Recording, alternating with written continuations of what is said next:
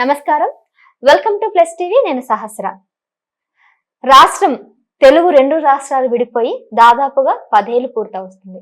అయితే 2014 నుంచి 2019 వరకు ఏ విధంగా ఉంది, 2019 నుంచి 2024 వరకు ఉన్నటువంటి ముఖ్యమంత్రులు ఏం చేశారు, ఇప్పుడు రాష్ట్రం విడిపోయిన తర్వాత ఇది మూడో ముఖ్యమంత్రి ప్రభుత్వం రావడం జరిగింది. అయితే ఈ ప్రభుత్వం వచ్చిన తర్వాత ఏ విధంగా అమలు జరగబోతుంది, గత ప్రభుత్వానికి ఈ ప్రభుత్వానికి మధ్య వ్యత్యాసం, ఇలా చాలా అంశాలు మాట్లాడదాం. ఇక 2024 తర్వాత ఏపీ రాష్ట్రం ఏ విధంగా అభివృద్ధి చెందబోతున్న అంశాలు కూడా మాట్లాడదాం. సో ఇవన్నీ డిస్కస్ చేయడానికి మనతో పాటు ఉన్నారు ప్రముఖ సాంఘిక, ఆర్థిక, రాజకీయ విశ్లేషకులైన మధుసూదన్ రెడ్డి గారు. నమస్తే సార్. నమస్తే అమ్మా. సార్, మీరు గత 10 ఏళ్ల క్రితం రాష్ట్రం విడిపోక ముందు రాజకీయాలు చూశారు, ఇప్పుడు 24 తర్వాత ఇప్పుడు ప్రస్తున్నటువంటి రాజకీయాలు చూస్తున్నారు.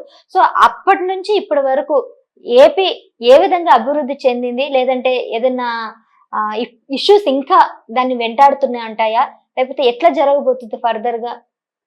మంచి కానీ చెడు కానీ ఈరోజు భారత పార్లమెంట్ అంతా ఉత్తరాది రాష్ట్రాల ఆధిపత్యంలో ఉంది.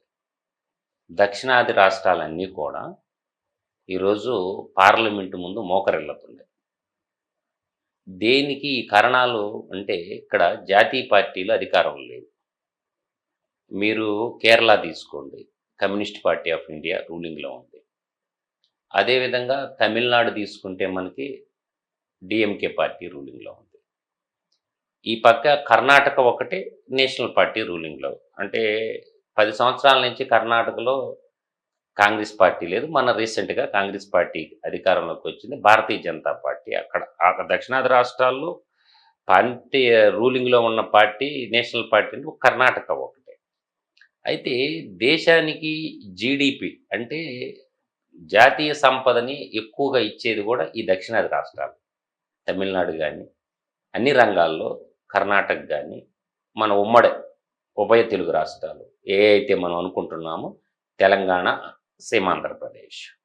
అయితే ఒక పరిస్థితి ఏంటంటే, దక్షిణాది రాష్ట్రాల్లో ప్రాంతీయ పార్టీల హవా ఎక్కువ అవటం వల్ల ప్రాంతీయ పార్టీలకి పార్లమెంటుని శాసించే స్థాయి ఉండదు ఎప్పుడు కూడా.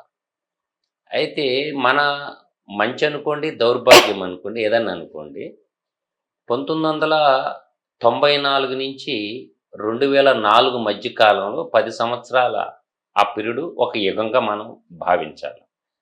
అప్పుడు మన దేశ ప్రధాని మన తెలుగువాడు ఉండటం జరిగింది. ఎవరు? పివి నరసింహారావు గారు. ఆయన కొన్ని ప్రాజెక్టులు ఇచ్చాడు మనకి. అప్పుడు ఇక్కడ తెలుగుదేశం పార్టీ అధికారంలో ఉన్నది. సో ప్రధానమంత్రి మన తెలుగోడు, మన రాష్ట్ర ముఖ్యమంత్రి మన తెలుగోడు కాబట్టి ఆనాడు పివి నరసింహారావు కొన్ని ప్రాజెక్టులు ఇవ్వడం అవి ఏంటంటే దినదినాభివృద్ధి చెందుతూ వచ్చింది. దాని తర్వాత 2004 నుంచి 2014 మధ్యకాలంలో కేంద్రంలో కాంగ్రెస్ ప్రభుత్వం అంటారే కానీ యూపీఏ గవర్నమెంట్ అధికారంలో ఉన్నది. అక్కడిక్కడ మన ఉమ్మడి రాష్ట్రంలో ఏం చేశారంటే కాంగ్రెస్ పార్టీ అధికారంలో ఉన్నది 10 సంవత్సరాలు. అప్పుడు కూడా ఏంటంటే మన రాష్ట్ర ఎంపీల మీద కేంద్ర ప్రభుత్వం ఆధారపడి ఉన్నది. అందువల్ల నిధులు వచ్చినాయి, ప్రాజెక్టులు వచ్చినాయి. మనం చూస్తున్నాం మన కళ్ళ ముందు. ఇంటర్నేషనల్ ఎయిర్పోర్ట్ కానీ, అవుటర్ రింగ్ రోడ్డు కానీ, హైటెక్ సిటీ కానీ, ఇట్లా రకరకాల మనకి జినోమ్ వ్యాలీ అని ఒకటి ఉంటుంది, సామీర్పేట కాడ ప్రాజెక్టు కానీ, ఇట్లా రకరకాలవి వచ్చినాయి. గతంలో ఏంటంటే భౌగోళికంగా అన్నీ బాగుంటాయి కాబట్టి సెంట్రల్ గవర్నమెంట్ ఇన్స్టిట్యూషన్స్ చాలా ఉన్నాయి మనకి. ఏది? బిహెచ్ఎల్ కానీ, బీడిఎల్ కానీ, దిండిగల్ ఎయిర్పోర్ట్ అకాడమీ కానీ, తర్వాత ఐఏసిటీ కానీ, Indian institute of chemical technology కానీ, ఎన్జిఆర్ఐ అని ఉంటుంది ఒకటి. అట్లా మనకి సెంట్రల్ గవర్నమెంట్కి సంబంధించిన ఇప్పుడు ఎలక్ట్రానిక్ ఓటింగ్ మిషన్లు ఉంటాయి కదా, ఈసీఐఎల్ కానీ, తర్వాత న్యూక్లియర్ ఫ్యూయల్ కాంప్లెక్స్ కానీ, అంటే ఎన్ఎఫ్సి అంటారు, తర్వాత బీడిఎల్ కానీ, భారత్ డైనమిక్ లిమిటెడ్, దాంట్లో పనిచేసిన కార్మిక నాయుడు ఈ రాష్ట్రానికి ముఖ్యమంత్రిగా కూడా కావడం జరిగింది, అంజయ్ గారు. అందువల్ల ఇలా అన్ని రంగాలు, డిఆర్డిఏ చూసుకోండి, ఇస్రో ఉంటుంది పటాన్ చెరువు దగ్గర. ఇంకో రకంగా ఏంటంటే ఐడిపిఎల్ ఉంది మనకి, ఇండియన్ డ్రగ్స్ అండ్ ఫార్మాస్యూటికల్. ఈ బల్క్ డ్రగ్స్ కంపెనీలన్నీ రావడానికి కారణం ఐడిపిఎల్. ఆ తర్వాత సెంట్రల్ టూల్ డిజైన్ ఇన్స్టిట్యూట్లు కానీ, ఇట్లా ఆల్ ఇండియా రేడియో అని కానీ సెంట్రల్ గవర్నమెంట్కి దాదాపు 27 కంపెనీలు ఉండడం వల్ల హైదరాబాద్ చుట్టుపక్కల ఎంప్లాయ్మెంట్ ఏర్పాటు జరిగింది. పక్క రాష్ట్రాల నుంచి కూడా స్కిల్ ఉన్న వాళ్ళందరినీ అడాప్ట్ చేసుకోవడం జరిగింది. హైదరాబాద్ చుట్టుపక్కల భూములు ఉన్నాయి, పడావు పడ్డ భూములు, పంటల బండి భూములు కదా, కొండలు గుట్టలు ఇలా ఉన్న భూముల్లోని ఒక మహానగరం మనం చూసేటటువంటి హైదరాబాదు మనందరి భాగ్యనగరంగా సౌభాగ్యనగరంగా విరజిల్లింది. అన్ని వనరులు ఉన్నాయి, భూములు ఉన్నాయి, పడవ పడ్డ భూములు, క్లైమేట్ పరంగా మంచిగా ఉంటుంది, ఎత్తకి రావు, పర్యావరణ పరంగా చూసుకున్నా ఏ రకంగా చూసుకున్నా. అందువల్ల డెవలప్మెంట్ అనేటువంటి ఒక తెలంగాణ ఉద్యమం అనేది నిరుగప్పి నిప్పులా ఉండింది. 1969 తెలంగాణ ఉద్యమం మనం చూడకపోయినా మనకి చంద్రశేఖరరావు గారు ఆరంభించినటువంటి 2004లో తెలంగాణ మూమెంట్ చూసాం. నా కళ్ళ ముందు చూసింది ఏంటంటే ఇంద్రారెడ్డి ఆరంభించిన తెలంగాణ ఉద్యమం చూశాను. తర్వాత నరేంద్ర గారు ఆరంభించిన తెలంగాణ ఉద్యమాన్ని చూశాను. తర్వాత మళ్ళీ ఇప్పుడు టీఆర్ఎస్ పార్టీ ఆరంభించిన తెలంగాణ 3 ఉద్యమాలు నా కళ్ళతో నేను చూశాను. ఈ 3 ఉద్యమాలు కూడా ఇప్పుడు ఇంద్రారెడ్డి తెలంగాణ ఉద్యమం నీరు గారిపోయింది, నరేంద్ర అయిపోయింది. ఆ తెలంగాణ అనే ఒక పదంలో తెలంగాణ ప్రజలు ఎప్పుడు కూడా స్వరాష్ట్రం మీద ఆకాంక్ష ఉన్నది. నీళ్లు, నిధులు, నియామకాలు, స్వపరిపాలన, ఈ 4 అంశాలు, నీళ్లు, నిధులు, నియామకాలు, స్వపరిపాలన. స్వపరిపాలన అంటేనే ఆత్మగౌరవం. సో వీటన్నిటి దృష్టి ఏంటంటే సకల జనులు ఏకమైపోయి సకల జనులు సమ్మె చేసి తెలంగాణ అని సాధించుకోవడం జరిగింది. ఒకప్పుడు తెలంగాణ స్వరాష్ట్రంగా ఉన్నటువంటి తెలంగాణ అనివార్య కారణాల వల్ల ఈ 2 రాష్ట్రాలని కలపడం జరిగింది, తెలంగాణ అని అటు సీమాంధ్ర అని. 1953 దాకా 53-56 మధ్య కాలంలో ఆంధ్ర రాష్ట్రం అనే సపరేట్ స్టేట్ ఉన్నది. వాళ్ళు మద్రాసులో నుంచి విడిపోవడం జరిగింది. పొట్టి శ్రీరాములు ఆత్మ బలిదానంతో ఏర్పడిందని ఆ రాష్ట్రం. ఈ 2 రాష్ట్రాలు ఏంటంటే అప్పుడు వాళ్ళకి రాజధాని లేకపోవడం, అప్పుడు నెహ్రూ గారి దగ్గర పంచాయతీ పెట్టుకుంటే తెలంగాణలో అన్ని వనరులు ఉన్నాయి, వాళ్ళకి కొంచెం ఎడ్యుకేషన్ ఇక్కడ ఉర్దూ మీడియం ఉన్నది ఎక్కువగా. ఏంటంటే నైజాం స్టేట్లో ఉర్దూని బలవంతంగా రుద్దారు. రాజ్యపాలకుడు ఒక ముస్లిం కాబట్టి ఉర్దూని ఎక్కువగా మాట్లాడతారు. కాబట్టి ఎడ్యుకేషను అక్కడ బ్రిటిష్ వాళ్ళ కింద అది ఉన్నది. ఏది బ్రిటిష్ ఇండియా కింద సీమాంధ్ర నేల ఉన్నది. బ్రిటిష్ ఇండియా కింద సీమాంధ్ర నేల ఉన్నప్పుడు ఏం జరిగిందంటే అక్కడ ఇంగ్లీష్ కొంచెం నేర్చుకున్నారు. కొంచెం చదువులు ఇంగ్లీష్ మీడియంలో చదువుకోవటం, కొంచెం టెక్నికల్ మద్రాస్ స్టేట్కి పోయి చదువుకోవటం వల్ల సినిమా రంగం కానీ అన్నీ కూడా మద్రాసులో ఉన్నాయి.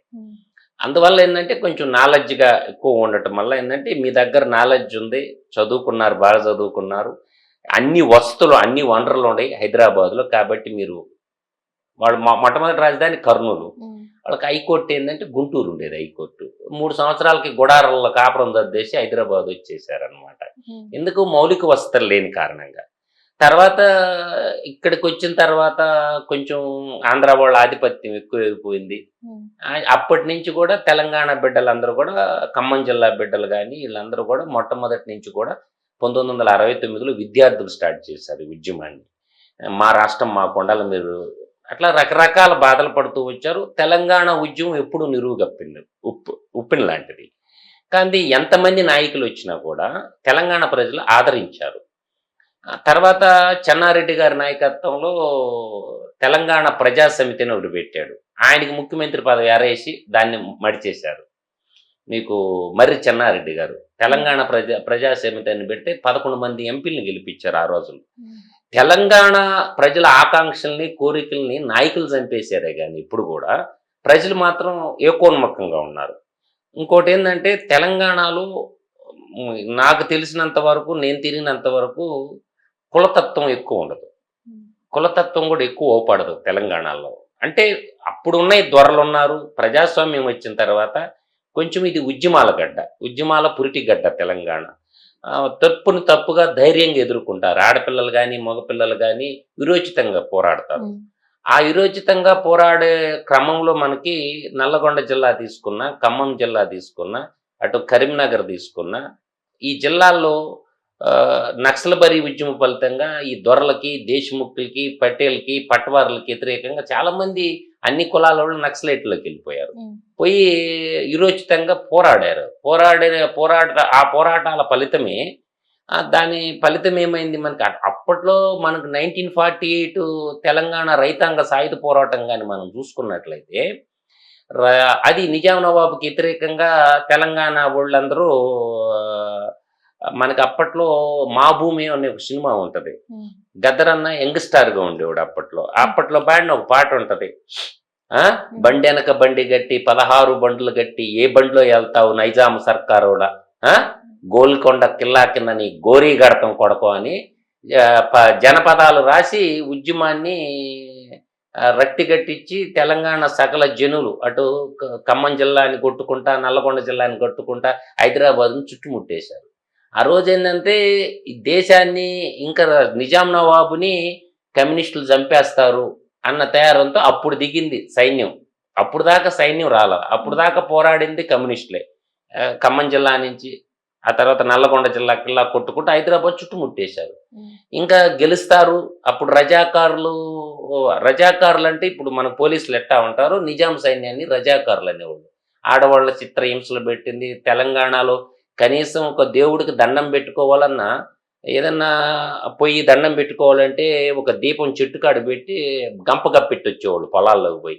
కనీసం భగవంతుడిని కూడా పూజించుకునేవాళ్ళు లేదు. ఆడబిడ్డలనైతే నీకు బట్టలు ఓడదీసి బతుకమ్మ ఆడిచ్చారు. కాబట్టి ఒక నిరంకుశత్వాన్ని నేలగొల్చాలన్న ఉద్దేశంతో సకల జనులు కలిసి నిజాం నవాబు మీద దండయాత్ర చేశాడు. ఆ రోజుల్లో ఏంటంటే ఈ నైజాం స్టేట్ని పాకిస్తాన్లో కలపాలా అన్న ఒక స్కెచ్ కూడా పడింది ఆ రోజుల్లో. కానీ దేశ నడిబొడ్లో ఉన్నటువంటి ఒక రాజ్యాన్ని ఎత్తుకొని పోయి పాకిస్తాన్లో కలిపితే ఇది దేశానికి మంచిది కాదని చెప్పి పటేల్ గారు ఆలోచనతోటి ఇది ఆపరేషన్ పోలో చేశారు. 3 స్వతంత్ర రాజ్యాలు ఉంటాయి మనకి. ఒకటి జునాగఢ్ నైజాం స్టేట్, ఇంకోటి ఏంటంటే మనకి జమ్మూ అండ్ కాశ్మీర్. నీకు హిందూ పాపులేషన్ అధికంగా ఉన్న కాడ ఇద్దరు ఇక్కడ బాగా మీరు అర్థం చేసుకుంటే ఏమవుద్దంటే హిందూ పాపులేషన్ అధికంగా ఉంటుంది తెలంగాణలో, కానీ రూలర్ వచ్చి ముస్లిం. అలాగే జునాగఢ్ తీసుకోండి గుజరాత్లో, అది కూడా హిందూ పాపులేషన్ అధికం, రూలర్ ఇస్ ముస్లిం. అర్థమవుతుందా? ఇక్కడ నిజాములు పాటించారు కాబట్టి మీరు అన్నట్టు ఉర్దూ ఆ ప్రభావం ఎక్కువ ఉంది. ఇంకో పాయింట్, థర్డ్ పాయింట్ ఏంటంటే కాశ్మీర్ రాజు హిందూ రాజు రాజా హరిసింగ్ గారు. అక్కడ పాపులేషన్ ముస్లిమ్స్, కానీ రూలర్ ఎవరు? రాజా హరిసింగ్ హిందూ. అట్లా ఏంటంటే రాజరిక వ్యవస్థ నుంచి ప్రజాస్వామ్య వ్యవస్థలోకి దేశాలు పరిమాణ క్రమం చెందిన క్రమంలో మీరు బాగా అర్థం చేసుకోవాల్సింది ఏంటంటే, ఒక తెలంగాణ అనేది ఒక స్వరాష్ట్రం అనే కాంక్ష ఉన్నప్పుడు సరే మంచో చెడోనమ్మా పాత రాష్ట్రాలుగా ఇడిపోయినాయి. ఇది బాగా గుర్తుపెట్టుకోండి, మీకు ఇప్పుడు వస్తుంది సబ్జెక్టు. 2 రాష్ట్రాలుగా ఇడిపోయినాయి తల్లి. ఇడిపోయిన తర్వాత గిల్లి గజ్జాలు పెట్టుకోకుండా ఒక సాటి తెలుగు జాతి కన్నా తెలుగు మాట్లాడే భాషా ప్రయుక్త రాష్ట్రాలు అంటారు. భాషా ప్రయుక్తాల్లో తొలి భాషా ప్రయుక్త రాష్ట్రం మన ఆంధ్ర తెలుగుది ఏర్పడింది 1956లో.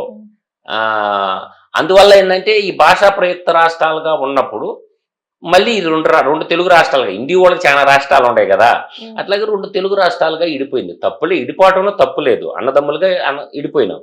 ఇప్పుడు ఒక ప్రత్యేక రాష్ట్రం ఏర్పడినప్పుడు ఆ రాష్ట్రానికి ఒక రాజధాని ఉండాలి. ఆ రాజధాని కట్టుకునే పరిస్థితిలో సైక్లోన్స్ రావడం, లోటు బడ్జెట్ ఒకటి, ఇచ్చిన మాటలోని కేంద్ర ప్రభుత్వం నెరవేర్చకపోవడం, 10 ఏళ్ళు భారతీయ జనతా పార్టీ రూలింగ్. రాష్ట్రాన్ని విభజించింది కాంగ్రెస్ పార్టీ. పెద్దమ్మ చిన్నమ్మ అంటది. ఇప్పుడు ఆ పెద్దమ్మే కాదు ఈ చిన్నమ్మను కూడా గుర్తుపెట్టుకోమని సుష్మా స్వరాజ్ గారు అన్నారు. బాగా గుర్తుపెట్టుకోండి. కాంగ్రెస్ తెలంగాణ ఇచ్చిందని మీరు అంటున్నారు, ఈ చిన్నమ్మ పాత్ర కూడా ఉందని సుష్మా స్వరాజ్ డైలాగ్ వాడేది. కాంగ్రెస్ పార్టీ బీజేపీ 2 రాష్ట్రాలు కలిసి రాష్ట్రాన్ని విభజించినాయి. రాష్ట్రం విభజన ఏర్పడిన తర్వాత కేంద్ర ప్రభుత్వం 10 సంవత్సరాల్లో ఆంధ్రప్రదేశ్కి ఇచ్చినటువంటి హామీలన్నీ నెరవేరినాయా? ఎక్కడ వేసిన గొంగడి అక్కడలాగా ఆ రాష్ట్రంలో ఉన్నటువంటి రాజకీయ పరిస్థితుల కారణంగా 10 సంవత్సరాల లోపల అన్నీ అయిపోవాలి. పోలవరం డ్యాము కేంద్ర ప్రభుత్వం కట్టి ఆంధ్రప్రదేశ్ ప్రజలకు ఇవ్వాలి.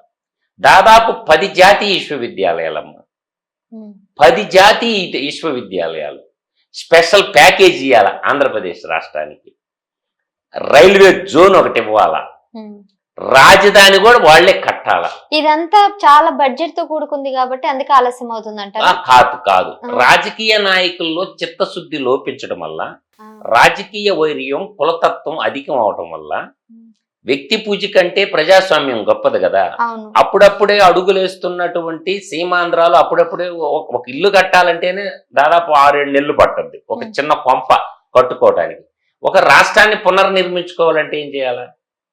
డబ్బులు లోటు బడ్జెట్ ఉంది, రాష్ట్రాన్ని పరిపాలించాలా. ఏడ కూర్చొని పరిపాలిస్తారు? ఉండటానికి ఏదన్నా ఉండాలి కదా, కూర్చొని పరిపాలించాలంటే. రాజధాని లేని రాష్ట్రం అయిపోయింది. ఉమ్మడి రాజధానిగా 10 ఏళ్ళు హైదరాబాద్ను పెట్టారు. హైదరాబాద్ లో కూర్చొని ఆడ రాష్ట్రాన్ని నిర్మించడం ఏంటి? కాబట్టి ఆ సందర్భంలో ఏంటంటే నీకేం జరిగిందంటే, సరే ప్లాన్ చేసుకున్నారు, 2.5 సంవత్సరంలోనే ఒక హైకోర్టు ఏర్పాటు చేసుకున్నారు, వాడు కూర్చొని పని చేసుకోవడానికి ఒక సెక్రటేటర్ కట్టుకున్నారు. అప్పుడప్పుడే అడుగులు వేసుకొని ఒక ప్రణాళికాబద్ధంగా పోతున్న ప్రభుత్వాన్ని ప్రజలు ఏం చేశారు?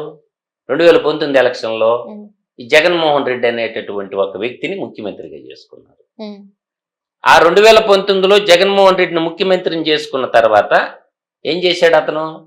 సంక్షేమ రాజ్యం అనే ఒక కాన్సెప్ట్ తీసుకొని ప్రజలకు డబ్బులు ఇవ్వటమే పనిగా పెట్టుకున్నాడు, అభివృద్ధిని పడకేసేశాడు. ఇప్పుడు చెరుకు చక్కెర తీయంగానే ఉంటుంది, ఎక్కువ తింటే ఏమవుద్ది? షుగర్ జబ్బు వస్తుంది. యాపాకు చేదుగానే ఉంటుంది, తింటే ఒంటికి ఆరోగ్యం. నేను ఎందుకు ఈ రెండు కంపేర్ చేసి చెప్తున్నానంటే, జగన్మోహన్ రెడ్డి అనేటటువంటి వ్యక్తి ప్రజలు ఎన్నుకోవటమే తప్పు. ఫస్ట్ అతను తన ఈడీ సిబిఐ కేసుల్లో 38 కేసుల్లో ముద్దాయిగా ఉన్నటువంటి వ్యక్తికి ఓట్లేశారు ప్రజలు, బంపర్ విక్టరీ ఇచ్చారు, చిన్న విక్టరీ కాదు. అతను మేనిఫెస్టో చెప్పిన విధంగా తన టోటల్ మేనిఫెస్టోలో ఏదైతే చెప్పాడో ఆ నవరత్నాలు అంటాడు, అవన్నీ నవరంధ్రాల పథకాలు పెట్టేసి ప్రజల్ని నిండా ముంచాడు. రోడ్లు గుంటలు పడిపోయినాయి, అభివృద్ధి, యువతరానికి ఉద్యోగాలు లేవు. అంటే యువతరానికంటే ఇప్పుడు ప్రైవేటలైజేషన్ గ్లోబలైజేషన్లో భాగంగా ప్రభుత్వ సెక్టార్లోనే అన్ని జాబులు ఉండవు. ప్రైవేటలైజేషన్లో ఏ రంగం తీసుకున్నా కనీసం ఒక 1000 ఉద్యోగాలు సృష్టించేటటువంటి ఒక కంపెనీ లేదు. అట్లా ఇండస్ట్రియలైజేషన్ కాకపోవటం వల్ల బీటెక్ చదువుకున్న పిల్లలు, ఎంసీఏ ఎంబీఏ చదువుకున్నటువంటి పిల్లలందరూ కూడా మద్రాసు, హైదరాబాదు, తర్వాత బెంగళూరు, ఒక సెకండ్ గ్రేడ్ సిటిజన్లుగా ఇప్పుడు హైదరాబాద్ ఉందమ్మా, ఆఫీసుల్లో పనిచేస్తుంటే ఇది ఆంధ్ర ఓడా అంటారా? ఖచ్చితంగా అంటారు, no doubt at all. Bengaluru పోండి, కన్నడగులు అదే మాట అంటారు. అంటే స్వరాష్ట్రాన్ని అభివృద్ధి చేసుకోకుండా, ఎంప్లాయ్మెంట్ క్రియేట్ చేసుకోకుండా, పరిశ్రమలు తెచ్చుకోకుండా, రాష్ట్రాన్ని అభివృద్ధి చేయకుండా ఇప్పుడు ఏం జరిగిందంటే ఇతర రాష్ట్రాలతో పోల్చుకుంటున్నారంటారా? ఇతర రాష్ట్రాలతో కదమ్మా, మిగులు ఉన్నది. తెలంగాణకు వచ్చేసరికి మిగులు ఉన్నది బడ్జెట్, మిగులు బడ్జెట్ తో ఇచ్చారు. అప్పులు లేని రాష్ట్రంగా ఉన్న తెలంగాణ దిగిపోయేటప్పుడు కేసీఆర్ 7 లక్షల కోట్లు అప్పులు చేసి రేవంత్ రెడ్డి కుర్చీ ఇచ్చిపోయాడు. అక్కడ వచ్చేసరికి ఆంధ్రప్రదేశ్ 11 లక్షల కోట్ల అప్పులు లేకపోయింది. ఎవరు చేసిన అప్పులు, దేనికి ఖర్చు పెట్టారు, ఎక్కడ ఖర్చు పెట్టారు అడగాలి కదమ్మా, ప్రజలైన అడగాలిగా. ఇవాళ ద్రవ్యోల్బణం పెరిగిపోతుంది, నిత్యావసర ధరలు పెరిగిపోతుంది. మీకు 1 by 1 ఎన్ని ఎవరిని అడగాల? అంటే నువ్వు ముఖ్యమంత్రి అయితే 7 లక్షల కోట్లు అప్పు చేసి ఈడున్న ముక్కోడు పోయిండు, ఆడన్న తెక్కోడు 11 లక్షల కోట్లు అప్పుల్లో పెట్టిపోయిండు. ఈ ముక్కోడు తెక్కోడు ఇద్దరు కలిసి 2 రాష్ట్రాలు, ఉభయ తెలుగు రాష్ట్రాలు కలిపి 18 లక్షల కోట్లు అప్పు ఉందమ్మా. మరి ఇప్పుడు ఈ అప్పు ఎప్పుడు భర్తీ చేస్తారు? రాష్ట్రం అదంతా ప్రజలే కడతారు. ఇప్పుడు నేనంటుండే పాయింట్, వ్యాలిడ్ పాయింట్ గుర్తుపెట్టుకోండి. కేసీఆర్ గారు తెలంగాణ ఉద్యమ రథసారథిగా తెలంగాణ తెచ్చినా నేను చెప్పుకుంటున్నా కదా, గుండె మీద చేసుకుని కేసీఆర్ తెలంగాణకు ముందు ఉన్నటువంటి కేసీఆర్ ఆస్తులెన్ని, కేటీఆర్ ఆస్తులెన్ని, కవిత ఆస్తులెన్ని, హరీశ్రావు ఆస్తులెన్ని, అంతేగా. ఇంకో మేనల్లుడు ఉండడుగా. మీ ఆస్తులెన్ని చూపించండి తెలంగాణ ప్రజలకి. తెలంగాణ ప్రజలకు ఆ రేషియోలో పెరిగినాయి ఆస్తులు. అంటే ఒక ఉద్యమ నేతగా ఉన్నవాడు తెలంగాణ ప్రజలను దోపిడీ చేయటం తప్పు కదమ్మా. అంటే తండ్రి, కొడుకు, కూతురు, అల్లుడు, ఇంకొక మేనల్లుడు, ఈ 5 మంది ఆస్తులు ఎలా పెరిగినాయి? లక్షల కోట్లకు అధిపతులు అయిపోయారు. అదేవిధంగా సీమాంధ్రాలో కూడా పరిస్థితి అదేనమ్మా. ఇప్పుడు ఈ అప్పులన్నీ ఎవడు కట్టాలా? ఈ అప్పులు పక్కన పెట్టి అధికారంలో ఉన్న వాళ్ళంతా కూడా ఆస్తులు జమ చేసుకుంటారంటారా మీ అభిప్రాయం ప్రకారం? ఖచ్చితంగా. అప్పుడు జగన్మోహన్ రెడ్డి కేవలం గుర్తుపెట్టుకోండి, నేను అన్నది ఇప్పుడు చంద్రబాబు నాయుడు గారు అధికారంలోకి వచ్చారు, టీడీపీ వచ్చింది, ఇప్పుడు టీడీపీ నాయకులంతా కూడా ఆస్తులు వెనకేసుకోవడానికే ముందున్నారు అనేది మీ అభిప్రాయం? నేననేది అదే, పారదర్శకత ఉండాలి దేనికన్నా కానీ. వ్యాలిడ్ తీసుకుందాం. చంద్రబాబు నాయుడు ఇచ్చిన లేవనెత్తిన కాబట్టి చెప్తున్నా. వాళ్ళకి భువనేశ్వరి మేడానికి ఉండేది హెరిటేజ్ కంపెనీ ఒకటే. అది వాళ్ళ నాన్నగారు ఎంత పెద్ద కోటీశ్వరుడు అందరికి తెలుసు. రాజకీయాల్లోకి రాకముందే సినీ ప్రస్థానంలో హైయెస్ట్ రెమ్యునరేషన్ తీసుకుంటాడా చంద్రబాబు నాయుడు గారు సతీమణి అయినటువంటి ధర్మపత్ని అయినటువంటి భువనేశ్వర గారికి వాళ్ళ నాన్న ఇచ్చిన ఆస్తి ఎంత? ఎన్టీఆర్ గారు ఆ ఆస్తితో వాళ్ళు హెరిటేజ్ కంపెనీ పెట్టుకున్నారు. ఆ కంపెనీ తప్ప ఇంకో కంపెనీ అన్న ఉందా? రెండో కంపెనీ లేదుగా. కానీ 2004లో రాజశేఖర్ రెడ్డి అఫిడవిట్ తీయమనండి. ఇప్పుడు మాట్లాడేటటువంటి రాజశేఖర రెడ్డి అభిమానులందరూ కూడా 2004లో రాజశేఖర రెడ్డి అఫిడవిట్ తీయండి బయటికి. ఆ రోజు రాజశేఖర రెడ్డి సతీమణి విజయలక్ష్మి మీద ఆస్తులు చూపించాడు. డిపెండెంట్ అని అంటారు. 1, 2 ఉన్నారుగా. షర్మిల ఉందిగా. జగన్మోహన్ రెడ్డి ఆస్తులు చూపిలా. 2004 అఫిడవిట్లో షర్మిల పేరు మీద ఉన్న ఆస్తులు చూపిలా, జగన్మోహన్ రెడ్డి పేరు మీద ఉన్న ఆస్తులు చూపిలా. ఆ అఫిడవిట్ ఈసీఐ వెబ్సైట్ లో పోతే ఇప్పుడు కూడా దొరకద్ది. ఒక తండ్రి ఆ రోజు చూపించి 2004, 2009కి రండి. మళ్ళీ 2009లో ఏమైంది? 2009లో రాజశేఖర రెడ్డి ఎమ్మెల్యేగా పులివెందల నుంచి పోటీ చేశాడు. జగన్మోహన్ రెడ్డి ఎక్కడి నుంచి పోటీ చేశాడు? కడప ఎంపీగా పోటీ చేశాడు. అప్పుడు ఆస్తులు చూడండి, వేల కోట్ల రూపాయల ఆస్తులు యాడికెళ్ళి వచ్చినాయి. అంటే 5 ఏళ్లు ముఖ్యమంత్రిగా ఉంటే అన్ని వేల కోట్లు యాడ్ నుంచి వచ్చినాయి. 2004 ముందు జగన్మోహన్ రెడ్డి యొక్క ఇన్కమ్ ట్యాక్స్ ఫైల్ చూడండి. ఇన్కమ్ ట్యాక్స్ పేజ్ ఒకే ఒక కంపెనీ ఉన్నదమ్మా, సండూర్ పవర్ ప్రాజెక్ట్స్ అని. ఈ మధ్యకాలంలో సండూర్ పవర్ ప్రాజెక్ట్ కూడా 5 మెగావాట్ కంపెనీ. అది కర్ణాటకలో సండూర్ పవర్ ప్రాజెక్టు. ఈ 2004, 2009 మధ్యకాలంలో 18 కంపెనీలు క్రియేట్ అయినాయి. ఎలా క్రియేట్ అయినాయి అంటే, తండ్రి రాజ్యాధికారంలో ఉంటే ఎన్ని వేల కోట్లైనా మనం సంపాదించవచ్చా? ఇది ధర్మమా? ఒక ధర్మం కాదు కదా తల్లి. ఆ తర్వాత 2009 నుంచి 2014 మధ్య కాలంలో నాటి యూపీఏ గవర్నమెంట్ లో హైదరాబాద్ కంటోన్మెంట్ ఎమ్మెల్యే శంకర్రావు అని ఆయన హైకోర్టుకి లెటర్ రాస్తే కాంగ్రెస్ ఎమ్మెల్యే కేసు పెట్టింది సుమోటోగా. సిబిఐ టేక్ ఓవర్ చేసి ఆనాటి కాంగ్రెస్ గవర్నమెంట్ 43,500 కోట్ల రూపాయలు తండ్రి అధికారాన్ని అడ్డం పెట్టుకొని జగన్మోహన్ రెడ్డి దోచేశాడు అని చెప్పి నాటి సిబిఐ డైరెక్టర్ అయిన ఈవి లక్ష్మీనారాయణ గారు సిబిఐ కోర్టులో అఫిడవిట్ ఇచ్చింది. ఎవరు అరెస్ట్ చేశారు? కాంగ్రెస్ గవర్నమెంటే అరెస్ట్ చేసింది. అర్థమవుతుందా? జగన్మోహన్ రెడ్డిని అరెస్ట్ చేసింది ఎవరు? కాంగ్రెస్ గవర్నమెంటే. తప్పు చేసినానని జగన్మోహన్ రెడ్డికి పరిపూర్ణంగా తెలుసు. కానీ బ్లాక్ మెయిలింగ్, ఒక పార్టీ పెట్టడం, కాంగ్రెస్ పార్టీని బెదిరించడం, బ్లాక్ మెయిలింగ్ రాజకీయాలు ఆరంభించాడు భయపడకుండా. ఇప్పుడు జగన్మోహన్ రెడ్డే కాదమ్మా, నాడు యూపీఏ గవర్నమెంట్ లో ఉన్న కనిమొలని అరెస్ట్ చేశారు. తెలుసా మీకు? తమిళనాడు గవర్నమెంట్ కనిమొలని అరెస్ట్ చేశారు.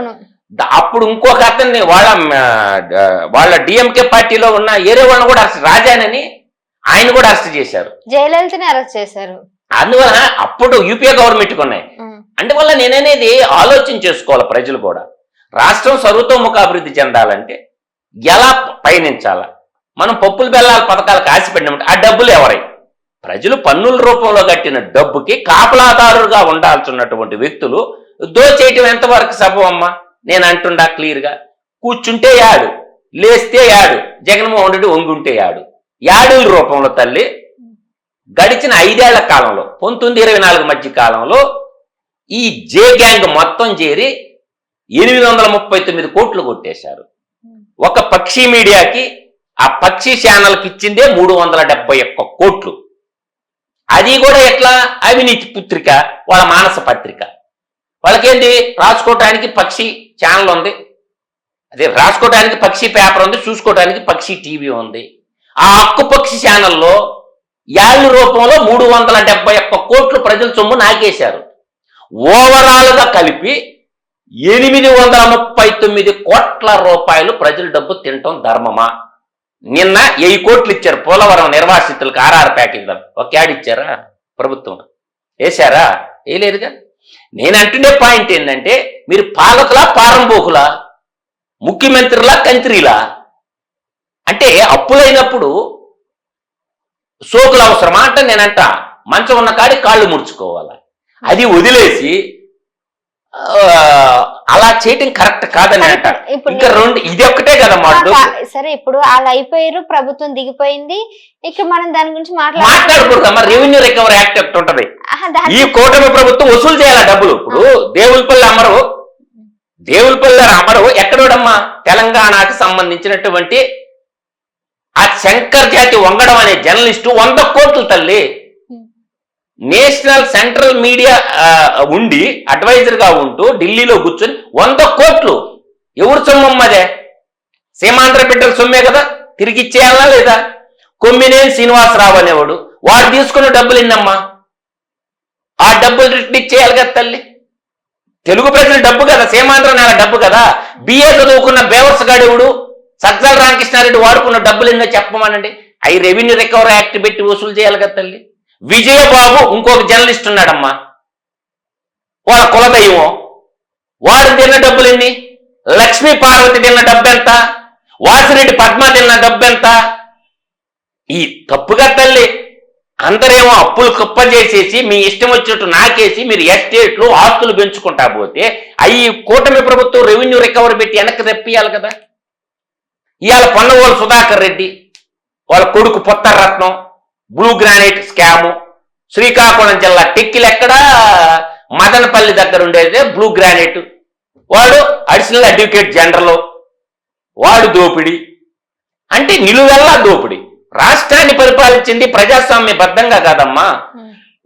మీరు బాగా చూసుకుంటే పోయినసారి రాష్ట్ర పరిపాలన మొత్తం కడప గ్యాంగ్.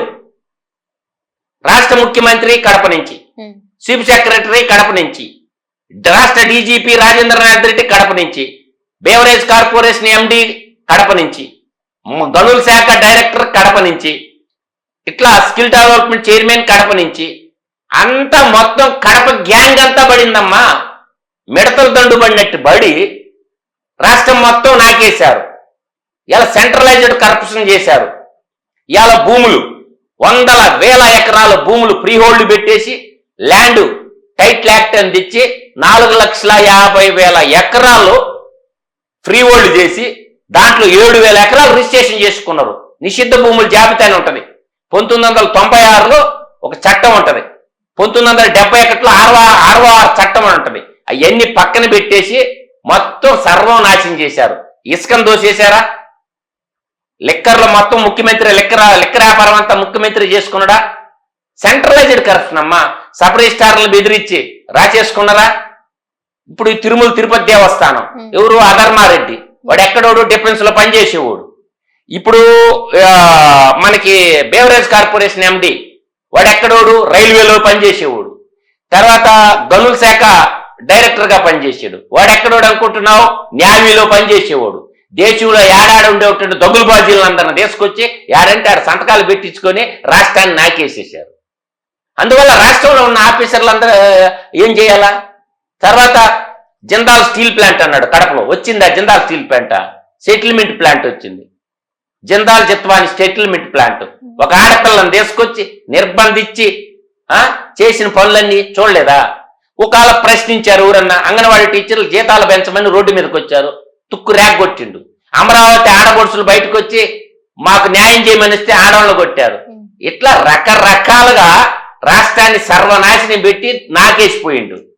ఇవాళ బెయిల్ రెడ్డి కాస్త 11 రెడ్డిగా మిగిలిపోయిండు, ఇంకా మిగిలింది జైలు రెడ్డిగా మిగిలిపోతుండు. ఇప్పుడు ఫైనల్ గా మీరు చెప్పండి సార్, ఇప్పుడు అయిపోయింది, ఎలాగో రాష్ట్రం అప్పులు కుప్పలు చేరిపోయింది, ప్రభుత్వం మారింది. 2024 తర్వాత ఏమైనా మంచి రోజులు వస్తాయా? ఖచ్చితంగా ఎట్లా ఉండబోతుంది? నేను ఒక్కటే చెప్పగలనమ్మా, భారతదేశం మొత్తం గుర్తుపెట్టుకోండి, నేను ఇవాళ అన్న మాట రిజిస్టర్ చేసుకోండి.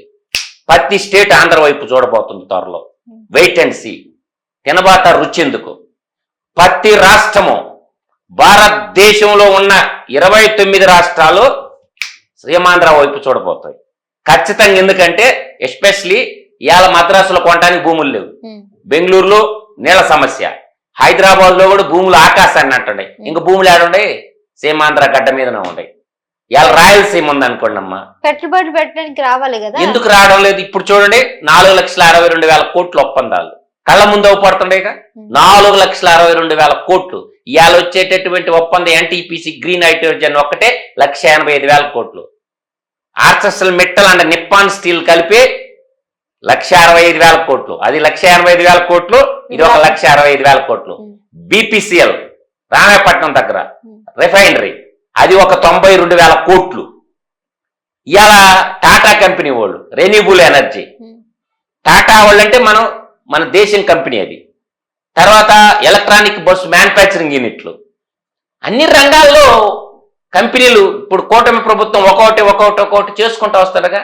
రాజధాని జంగిల్ గా తయారు చేసి జంగిల్ క్లియరెన్స్ చేసి రాజధాని నిర్మాణాలు కొనసాగుతుండేగా.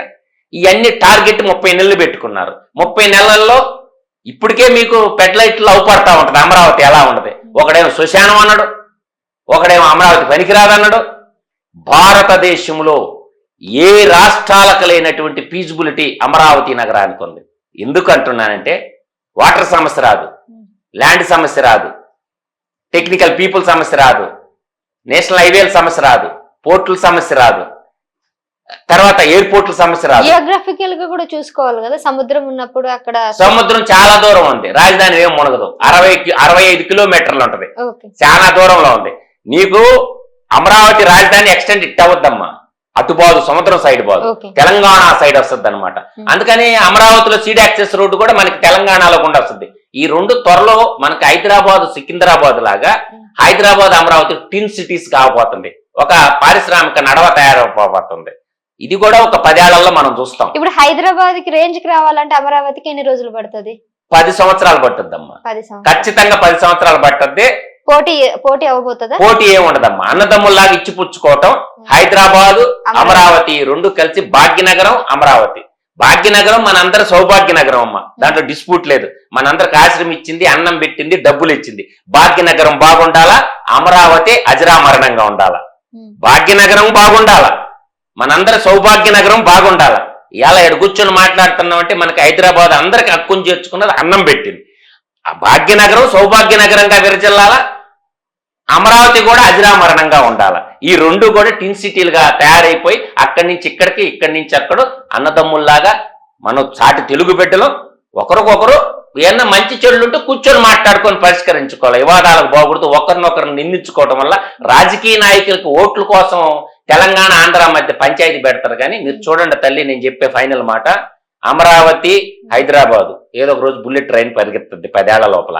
తర్వాత ఇంకోటి గుర్తు పెట్టుకోండి మీరు, Shamshabad international airport, Yelahanka international airport, ఈ రెండు నడవాలు బిగ్ ఆర్థిక ఎకనామిక్ క్యారిడార్లు కాబోతున్నాయి. 12 లైన్ రోడ్డు రహదారి అమ్మా, ఎల్లంక నుంచి శంషాబాద్ అంటే రాయలసీమని ఇది ఒక ఆర్థిక నడవ. ఇంకోటి ఏంటంటే అమరావతి భాగ్యనగరం, మనందరి సౌభాగ్యనగరం. హైదరాబాద్ ఇంకొక ఎక్స్ప్రెస్ హైవే వస్తుంది సెంటర్ లో, విజయవాడకి ఇప్పుడు పోతున్న హైవే కాకుండా అమరావతిలో నుంచి ఒక ఎక్స్ప్రెస్ హైవే హైదరాబాద్కి వస్తుంది. ఈ రెండు కలిసినాయి అనుకోండి, కృష్ణానది మీద ఒక ఫ్లైఓవర్ వస్తుంది. మిర్యాలగూడ మనకి అక్కడ ఒకటి ఉంది టౌన్, మిర్యాలగూడ హుజూర్ నగర్ మధ్యలో, వాటి మధ్యలో వస్తుంది. సెంటర్ యాక్సెస్ మీద హైదరాబాద్ కి ఎక్స్ప్రెస్ హైవే వస్తుంది. ఇవి వచ్చినప్పుడు మనకి డిస్టెన్స్ కూడా కేవలం 2-3 గంటలు అమరావతికి హైదరాబాద్ తిరగొచ్చు మనం. ఇప్పుడు రీజనల్ రింగ్ రోడ్ వచ్చింది అనుకమ్మ హైదరాబాద్ కి, ఆ రీజనల్ రింగ్ రోడ్ కనెక్టివిటీ ఎక్కడ వస్తుంది మనకి, చౌటప్పల చిట్యాల మధ్యలో రీజనల్ రింగ్ రోడ్ అవుతుంది. అక్కడ ఔటర్ రింగ్ రోడ్ వచ్చింది అనుకమ్మ, అమరావతి చుట్టుపక్కల 189 కిలోమీటర్ల ఔటర్ రింగ్ రోడ్డు. ఆ రెండింటి మధ్య ఇంకెంత ఉంటుందమ్మ గ్యాప్, కేవలం 2 అవర్స్ ఉంటుంది. పెద్ద దూరమే ఉండదమ్మ, 2 గంటల్లో అమరావతి హైదరాబాద్. ఇందుకు ఇచ్చిపుచ్చుకొని మాట్లాడుకొని ఒకరికొకరికి చేయుత అందుకొని. ఇప్పుడు భారతీయ జనతా పార్టీ ఉత్తర దిక్కు టెండర్ పిలిచింది, దక్షిణ వైపు టెండర్లు పిలవాల. రేవంత్ రెడ్డి మొత్తుకుంటుండే కదా, ఇప్పుడు రేవంత్ రెడ్డి మొత్తుకుంటుండే కదా, అయ్యా మాకు దక్షిణ పక్క కూడా ఈండి అని అంటుండే కదా. ఇప్పుడు చంద్రబాబు నాయుడుతో సలహాలు, సార్ ఏదో ఒకటి సాయం చేయండి సార్, మా మాట వింటం లేదని అడిగితే కూటమిలో ఉన్నాడు కదా, చాటి తెలుగు ముఖ్యమంత్రి పవన్ కళ్యాణ్ గారు ఉన్నారు. మనం తెలుగు బిడ్డలుగా ఏందో పోనేవయ్యా మావోడని ఇచ్చేవయ్యా అని చెప్పడా చంద్రబాబు నాయుడు ఒక మాట? ఎందుకు చెప్తాడు. అందువల్ల ఇప్పుడు దక్షిణ భాగానికి టెండర్ పిలవలేదు కదా రీజనల్ రింగ్ రోడ్డుకి, ఉత్తర భాగానికి టెండర్లు పిలిచారు ఔటర్ రింగ్ రోడ్డుకి. దక్షిణ భాగానికి పిలవలేదుగా తెలంగాణలో. ఎందుకు పిలవలేదు? ఇక్కడ కాంగ్రెస్ గవర్నమెంట్, పైన ఉండేది బీజేపీ గవర్నమెంట్. ఏం చేయాలి అప్పుడు? మన ఉభయ తెలుగు రాష్ట్రాల్లో 17 మంది ఎంపీలేడా, 25 మంది ఎంపీలాడా, 42 మంది ఈవయా మా తెలంగాణ, మా వాళ్ళు కూడా మా వాళ్ళని వాళ్ళు వీళ్ళు కలిసి పనిచేసుకోవాలి పార్లమెంట్ లో. ఇప్పుడు తమిళనాడులో ఏం చేస్తారు? 39 మంది ఉంటారు ఎంపీలు, వాళ్ళ రాష్ట్ర సమస్య వస్తే మొత్తం ఏకం అవుతారు. అట్లా మన ఉభయ తెలుగు రాష్ట్రాల్లో ఉన్న ఎంపీలు ఏడున్న 25 మంది, ఆడున్న సీమాంధ్రలో ఉన్న 25 మంది, ఏడున్న 17 మంది, 42 మంది ఒకే మాట మీద మాట్లాడాలి పార్లమెంట్ లో. వాళ్ళకు కూడా ఏంటి, తెలంగాణ మాదేనో, మేము అన్నదమ్ములుగా ఇడిపోయినాం, కానీ మీరు 2 రాష్ట్రాలు బాగుండాలా అని కోరుకోవాలా.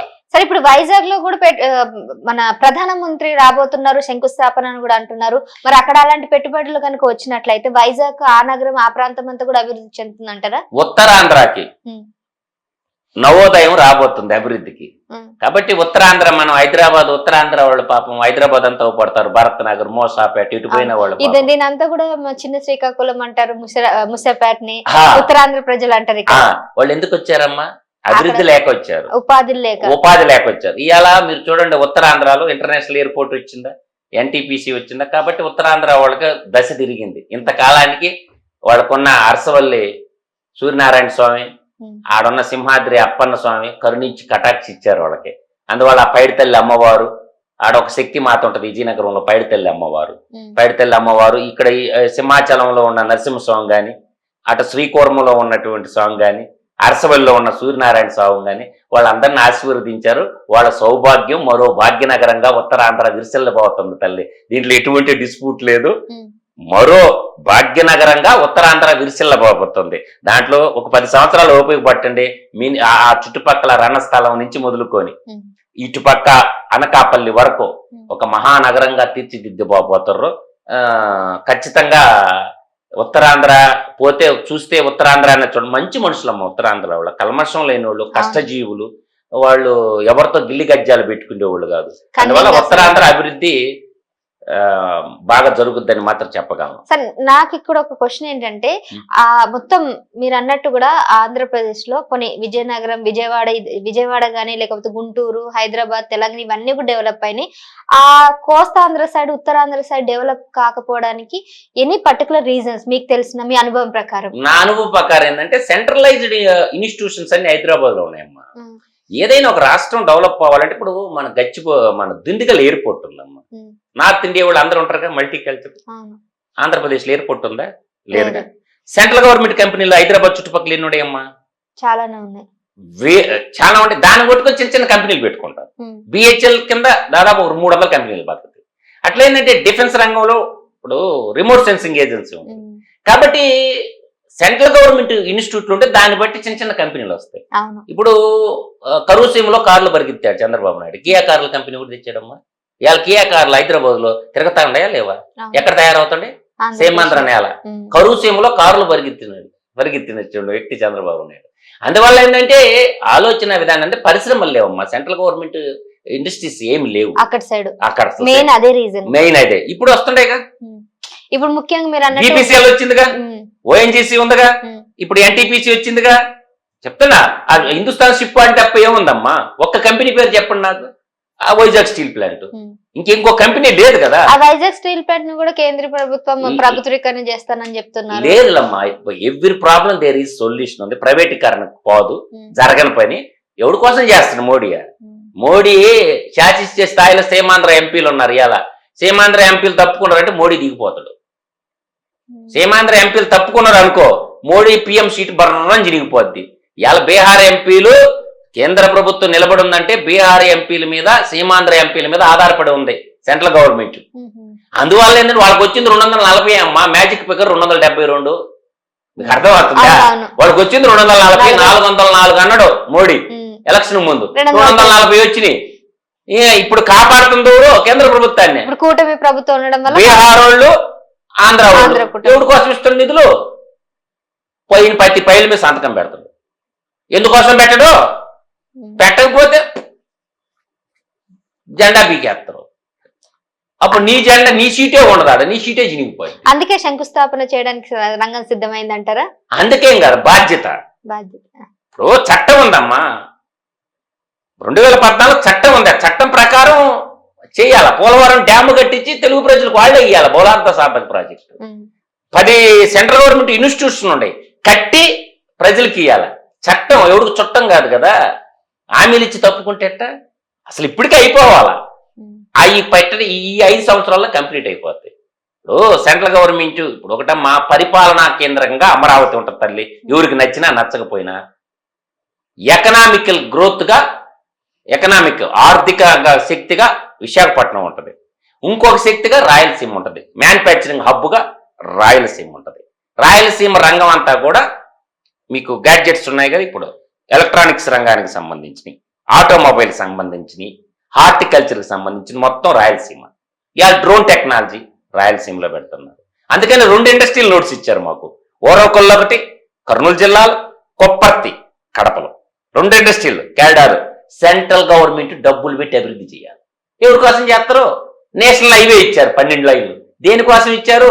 యలంక ఇంటర్నేషనల్ ఎయిర్పోర్టు, అనంతపురం జిల్లా Puttaparthi airport, Orvakallu airport, Shamshabad airport. కాబట్టి ఈ 12 లైన్ల రోడ్డు వచ్చింది అనుకో, ఇటు తెలంగాణ బిడ్డల, మహబూబ్ నగర్ జిల్లా బిడ్డలకి, అటు ఉన్నటువంటి వాళ్ళకి కూడా అందరికి మేలే కదమ్మా. 3 రాష్ట్రాల వాళ్ళకి, కర్ణాటక వాళ్ళకి, సీమాంధ్ర రాయలసీమకి, ఇటు ఆంధ్రకి. తప్పు చంద్రబాబు నాయుడు చేసిన తప్పేందమ్మా. 12 లైన్ల రోడ్డు శాంక్షన్ చేయించాడమ్మా ఆయన. వాళ్ళు లేరా బళ్ళారులో తెలుగోళ్ళు లేరా, బెంగళూరులో తెలుగోళ్ళు లేరా? అందువల్ల ఏంటంటే చంద్రబాబు నాయుడు గారు చాణిక్యుడు. ఇప్పుడు రేగి చెట్టు మీద గొడ్డేసామమ్మా, లాగితే ఏమవుద్ది? చినిగిపోతుంది. మనకుండేది ఎంతమంది ఎంపీలు? మనకుండేది 25 మంది ఎంపీలు. కాబట్టి జాగ్రత్తగా మంచిగా చెప్పి ఇప్పుడు మంచితో ఎంతైనా సాధించవచ్చు. ఇప్పుడు ఒక చిన్న ఫైనల్ గా నీకు ఒక మాట, మొన్న తెలుగు మహాసభలు జరిగినాయిగా, కాళోజీ కవి గారి గురించి తెలుసు నీకు ఎప్పుడన్నా? కాళోజీ గారు మహానుభావుడు. ఆయన ఏమన్నాడు తెలుసా? అన్య భాషలు నేర్చి ఏంది? అన్య భాషలు నేర్చి ఆంధ్రమ్మ రాదని సకిలించి బ్రతుకుట కంటే చావుట మేలు అన్నాడు. బ్రతుకుట కంటే చావుట మేలు ఎందుకన్నాడమ్మా? అంటే మాతృభూమి, కన్న తల్లి, మాతృభాష 2 ఒకటే. భాషను బతికించుకోవడానికి ఈరోజు తెలుగు మాట్లాడే గ్రామీణ ప్రాంతాల్లో కానీ, యాంకర్లు కానీ, నాలాంటి వాళ్ళు కానీ ఎన్ని ఇంగ్లీష్ పదాలు మధ్యలో వస్తాయి చూడండి. అంటే అందుకే చెప్తాడు నార్ల వెంకటేశ్వరరావు గారు కూడా ఒక మాట చెప్పాడు. ఏం చెప్పాడు? ఆంధ్రుడు 1000 ఏళ్ల పుట్టితివో నాయన పరభాషపై వ్యామోహం. ఇట్లో పరభాష బతుకు తెరువుకు కావాలా, కానీ అమ్మ భాషను మర్చిపోకూడదు. అమ్మ భాష మర్చిపోయినట్టే మన సంస్కృతి పోయినట్టే. మన ఋషులు, మునులు, మన పాతోళ్ళు, మన పద్ధతులన్నీ సైంటిఫిక్ ఇన్నోవేషన్ అంతా గంగలో కలిసిపోద్ది. అందువల్ల మన మాతృభాషను బతికించుకోమని ఎందుకు చెప్పారు? కానీ దాని మీద కూడా కొంతమంది కిండలుగా మాట్లాడుతుంటారు. పరభాషను నేర్చుకోవద్దంటంలా. అమ్మ భాషను ప్రేమిద్దాం, పరభాషను గౌరవిద్దాం. ఈ పాయింట్ గుర్తుపెట్టుకో. అమ్మ భాషనే ప్రేమిద్దాం, పరభాషను గౌరవిద్దాం. 2 ఉండాల. అంతే తప్ప అసలు నాకు మాతృభాష వద్దంటే అంటే కన్న తల్లి వద్దా, మాతృభూమి వద్దా? అందువల్ల ఏంటంటే ఆలోచన చేసుకోవాలి. అట్లా ఏంటంటే దుష్టులు, దుర్మార్గులను ఎప్పటికప్పటికి ఎండగట్టాల. దొంగోడే, దొరే. అట్లాగేంటంటే మంచోళ్ళే. మంచి అంటే రాజకీయ అవతారం ఎత్తి వాడిని ఈడు తిట్టుకుంటూ ఈయన వాడు తిట్టుకోవటం కదా. మొన్న దాకా ఏమన్నారమ్మా? తెలంగాణ అసెంబ్లీని చూసి నేర్చుకోండి అన్నారు. ఇప్పుడేమంటారు? తెలంగాణ పబ్లిక్ ఆంధ్ర అసెంబ్లీని చూసి నేర్చుకోమంటారు. బూతులు తిట్టుకుంటారు అసెంబ్లీలో. ఒక్కడన్నా ప్రశ్న సమాధానం వస్తుందా? ఏమైంది? అటు ఇటు అయింది. బొమ్మ తిరగబడిందా లేదా? అసెంబ్లీలో ఎక్కడన్నా చక్రంగా వంకర టింకర్ లేకుండా తెలంగాణ అసెంబ్లీలో మాట్లాడతారా? ఒకప్పుడు ఎంత గౌరవంగా ఉన్నది, గౌరవ సభగా ఉన్నది తెలంగాణ. సీమాంధ్ర వాళ్ళందరూ అనుకునేవాళ్ళు, ఒరే నాయన తెలంగాణ ప్రజలు చూసి నేర్చుకోండి, తెలంగాణ రాజకీయ నాయకులను చూసి నేర్చుకోండి అనుకునేవాళ్ళు. ఈ రోజు ఏమైంది? ఎలా మాట్లాడుకుంటున్నారు? బజార్ మనుషుల్లాగా మాట్లాడుకుంటారు అసెంబ్లీలో. అదే సీమాంధ్ర అసెంబ్లీ ఎలా ఉంది? ఎలా అర్థమవుతుందా? అందువల్లకి ఒక ముక్కోడు, ఒక తిక్కోడు చేసినటువంటి ముక్కోడు తిక్కోడు చేసిన పనులకి ఇలా రాష్ట్ర ప్రజలు అన్యాయం అయిపోతుంది. అందువల్ల ఏంటంటే గౌరవ సభగా ఉండాలి అసెంబ్లీ, 10 మంది చూసేటట్టు ఉండాలి. ఏమైపోతుంది అసెంబ్లీ? దేనికి? అంత తిట్టుకోవటానికా? బయట తిట్టుకోండి. అసెంబ్లీలో ఎందుక? అసెంబ్లీలో శాసనాలు చేయటానికి, చట్టాలు చేయటానికి, ప్రజలకి సమాధానం చెప్పడానికి. వీళ్ళ వ్యక్తిగత ఎవడికి కావాలమ్మా? అసెంబ్లీలో చూస్తున్నావా నువ్వు? తెలంగాణ అసెంబ్లీలో వింటున్నావా? చూస్తున్నాం. రోడ్లు ఎన్ని పోసిను అడుగు, డ్యాములు ఎన్ని కట్టిను అడుగు, ఇరిగేషన్ లో అభివృద్ధి ఏంది చెప్పు, మార్కెటింగ్ ఏంది, స్కూళ్ల శాఖ ఏంది అడగండి, ఎంప్లాయ్మెంట్ ఏంది, డైరెక్ట్ వచ్చినండి ఆన్సర్ ఉండాలి. కానీ నువ్వు ఆడకపోయిను, నువ్వు అడగపోయిను, మీరిద్దరు బయటికి పోండి. కాదు, తను కూడా అంటాడు కదా, నేను తండ్రి పేరు చెప్పుకొని రాలేదు, పులి బిడ్డ. ఆ డైలాగులు ఎందుకమ్మా? నేననేది ఆ డైలాగులు ఎందుకు? ఇదిగో నేను ఇన్ని రోడ్లు పోసాను, పులి పెరిగిన స్థానం నుంచి వచ్చిన. అదే సినిమాలు తీసుకోండి, పోయే వాడిని అడిగితే మంచి డైరెక్టర్లను పట్టుకుని సినిమాలు తీసుకోండి. పులి సింహాలు అడవుల్లో ఉంటాయి. ఈ కాదు, ఇదిగో మేము ఇన్ని రోడ్లు పోసాము, మేము ఇన్ని స్కూళ్లు కట్టాము, మేము ఇరిగేషన్లు చేశాము, మేము ఇన్ని మ్యానుఫ్యాక్చరింగ్ చేశాం, ఇన్ని ఉద్యోగాలు తెచ్చాం, ఇన్ని కంపెనీలు తెచ్చాం, ఇదిగో మీరు తెచ్చింది ఇది, మేము చేస్తుండేది ఇది, చెప్పండి మీరు చేసిన అప్పులు ఎన్ని, ఇదిగో మేము ప్రజల డబ్బు ఇలా వాడుతున్నాము. ఇలా మాట్లాడుకుంటే అయిపోయేదానికి మీ వ్యక్తిగత విషయాలు తెచ్చుకోవడానికి అసెంబ్లీ ఎందుకమ్మా? బయట ట్యాంక్ బండ మీదకి పోతే ఇద్దరు ఆడ అరుచుకోండి, అసెంబ్లీలో వేదిక ఎందుకు? విద్యాశాఖలో మేము ఈ మార్పులు, ఇరిగేషన్ శాఖలో ఈ మార్పులు, వ్యవసాయ శాఖలో ఈ మార్పులు, సింపుల్ గా మాట్లాడుకునే పోయేదానికి దానికి అసెంబ్లీలో ఎందుకంట ఒకరినొకరిని వ్యక్తిగత దేశాలు ఎందుకు? కాబట్టి గతమెంతో ఘనకీర్తి గల్లా రాజకీయ నాయకుల్లో పరివర్తనలో మార్పు రావాలా.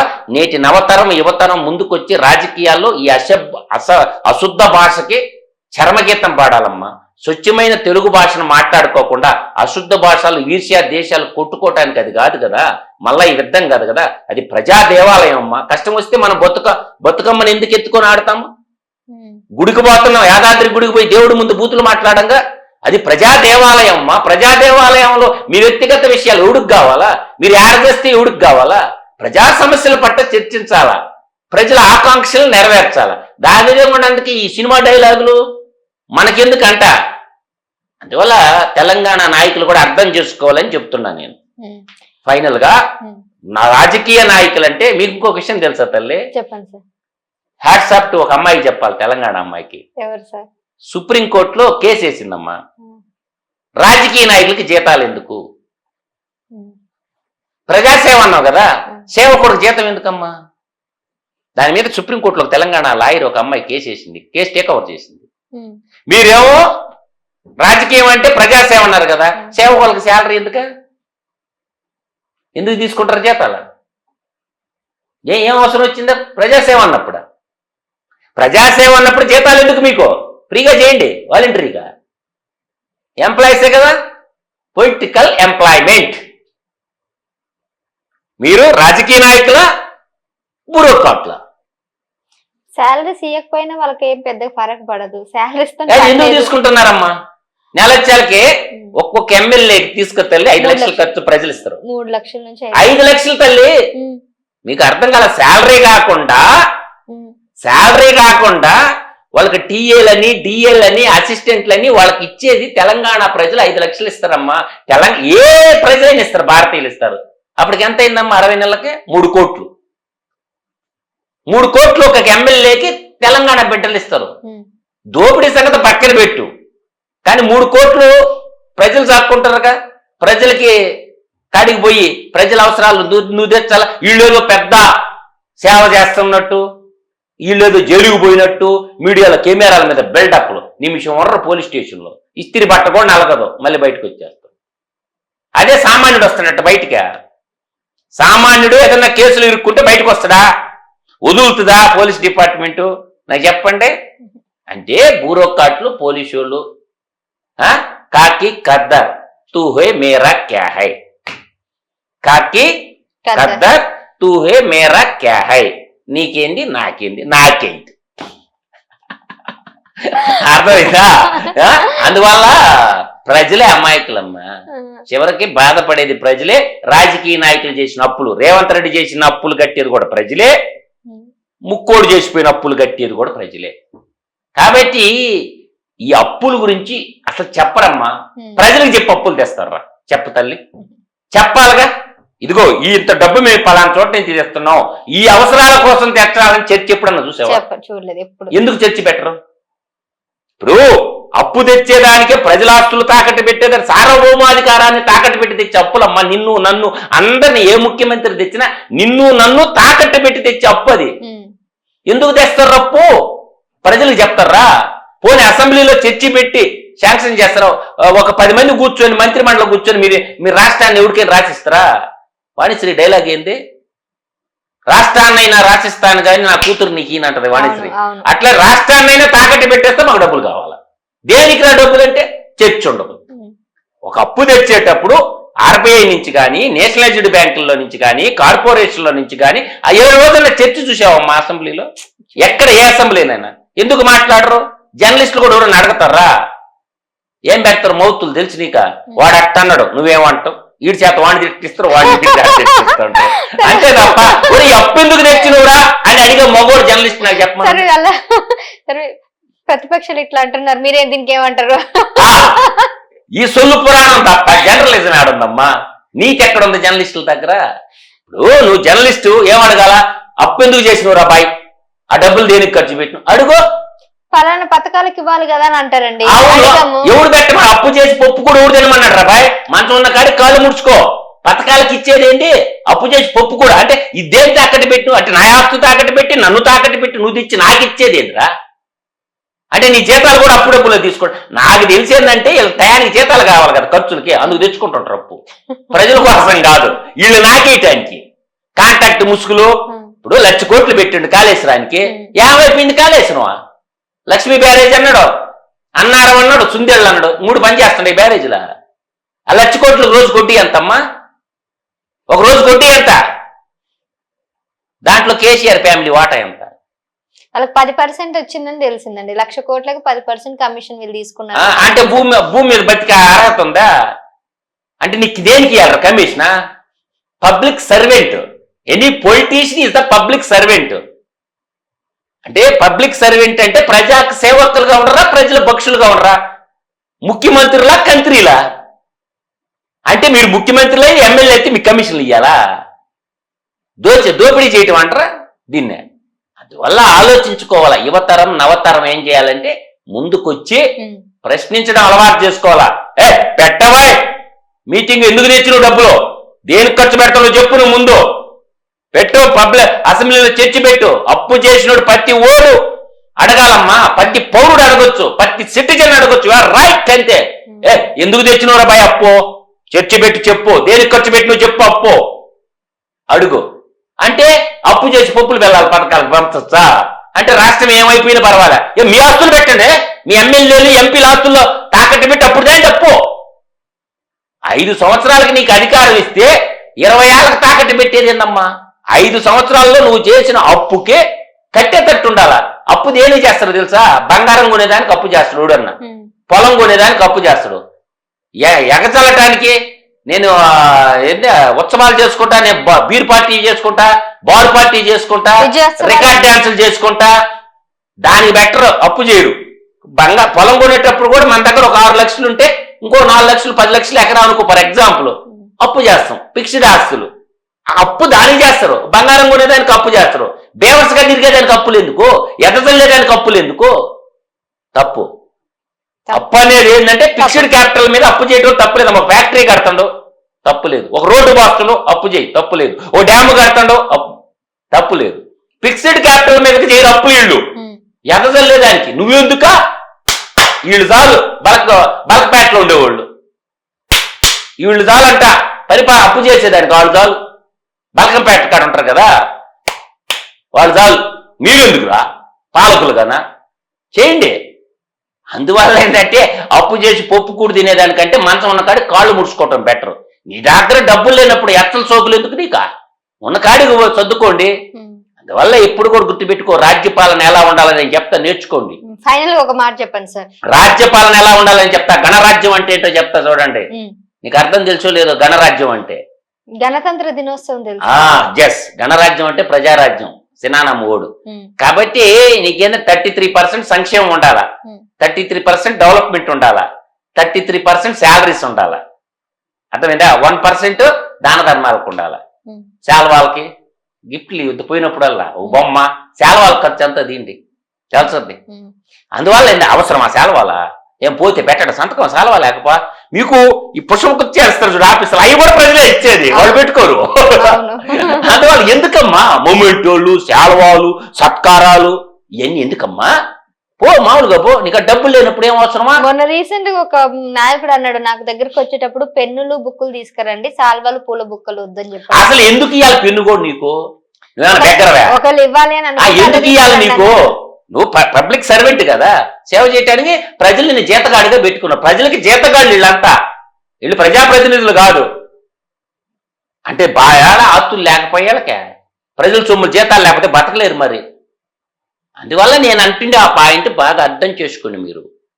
33% సంక్షేమ కోడాలమ్మా, 33% develop Kodali, 33% salaries Kodali, all employees salaries, 1% దాన ధర్మాలకి. ఈ స్పోర్ట్స్లో బోర్డ్స్లో కప్పులు బొప్పులు తెస్తారు, చెప్పలు తెస్తారు వాళ్ళకి ఈ టైంకి.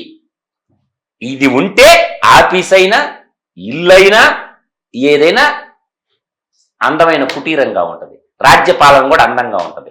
అంటే నాకు ఇదే ఈ ఫిలాసఫీని ఎవడైతే మర్చిపోతుందో అది అప్పుల కుప్పగా మిగిలిపోద్ది రాష్ట్రం. No doubt at all.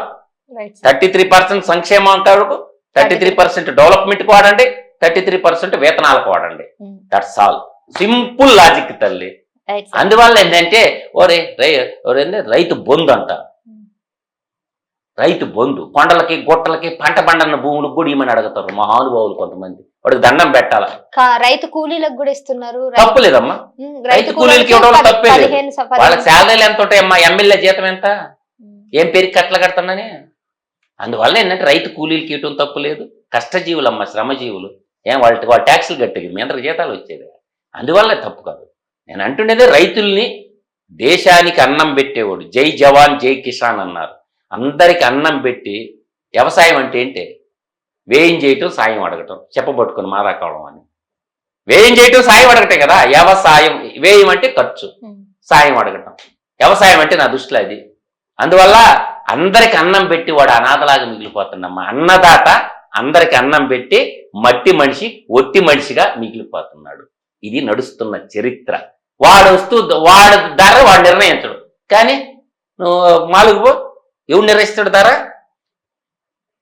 నువ్వు కొనే ఫ్యాబ్రిక్స్ కానీ, నువ్వు కానీ ఆటోమొబైల్ కార్లు కానీ ఏమన్నా చూసుకో వస్తువులు, రైతు పండించేటే దానికి ధర వాడు నిర్ణయించుకోవడానికి లేదు. రైతు మిగతా వాళ్ళందరూ వాళ్ళ ధర వాళ్ళు పెట్టుకుంటారు. వాడికి ఎందుకు ధర? ఎందుకు నిర్ణయించరమ్మా? ఆలోచన చేసుకుని మీరు. అందువల్ల నేను అది చెప్పిన, అందరికీ అన్నం పెట్టే అన్నదాత అనాథలాగా తయారైపోతుండు. మట్టి మనిషి ఒట్టి మనిషిగా మిగిలిపోతుండు. వ్యవసాయం అంటే వ్యయం చేయటం, సాయం అడగటం. వీళ్ళు ఏంది మళ్ళీ వీళ్ళ దేశోద్ధారకులు వీళ్ళు ఇస్తారు మరి రైతుకి, పక్షులకి, వన్య ప్రాణులకి. ఎంతమందికి అన్నం పెడతాడు రైత? పక్షులకు పెడతాడా? వన్య ప్రాణులకి పెడతాడా? మనుషులకు పెడతాడా? ఒక సినిమా హీరోకి 100 కోట్లు 200 కోట్లు ఎందుకు? 200 కోట్ల 10 కోట్లు తీసుకుని రంగులు పూసుకుని యాక్టింగ్ చేయి, నీకెందుకు 100 కోట్ల? ఆ సినిమా ఎవడు చూసేది? ఎవడమ్మా చూసేదా? పేదల రక్తం దాగి జలగల ఎదవనా కొడుకు 100 కోట్లు అంట హీరోకి. డైరెక్టర్ 300 కోట్లు అంట.